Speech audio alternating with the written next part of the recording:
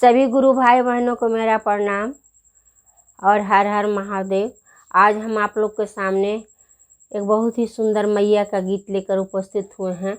तो चलिए सुनते हैं माता रानी का गीत, क्योंकि माता रानी का अब आगमन हो रहा है, तो उसी के माध्यम से लेकर मैं अपना गीत लेकर उपस्थित हुई हूँ।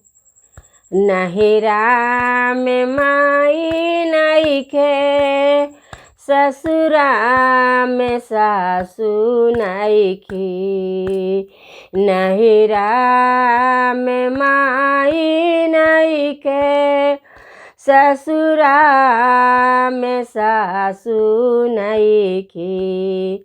ए माई हे के करे आचरवा लोरवा पोछब हो राम। ए माई हो के करे आचरवे लोरवा पोछब हो राम। जइबो में देवघर नगरिया, पकड़ में मैया के आचरवा। जइबो में देवघर नगरिया, पकड़ में गौरा के आचरवा।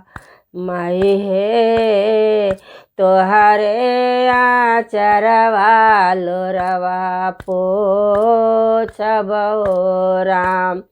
ए माई हे तोहरे आचरवा लोरवा पोछब हो राम।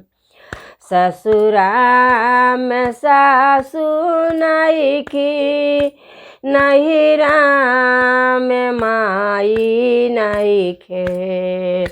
ससुरा में सासू नइखी, नहिरा में माई रे नइखे। ए माई हे के करो आचरवा लोरवा पोछब हो राम। ए माई हे के करो आचरवा लोरवा पोछब हो राम। जइबो में माई के नगरिया, धरबो में गौरा आचरवा।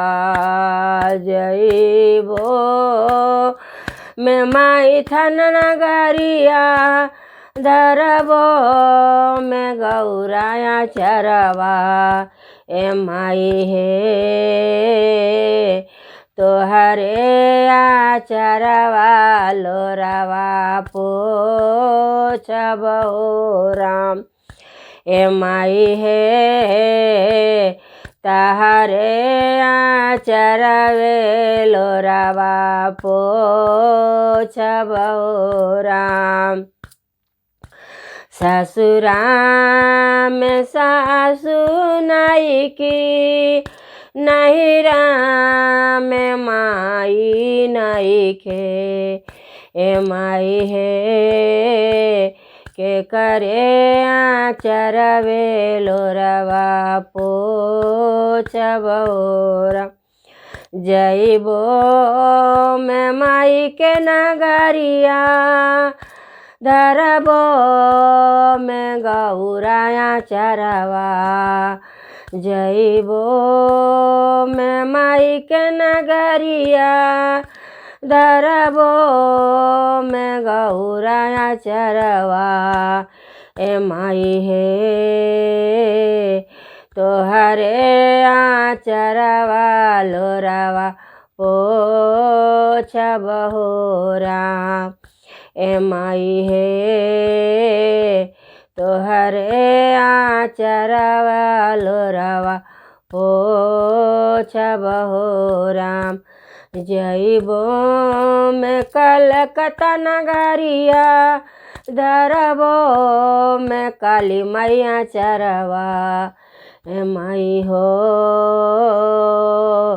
तोहरे आचरवे लोरवा पोछबहो राम।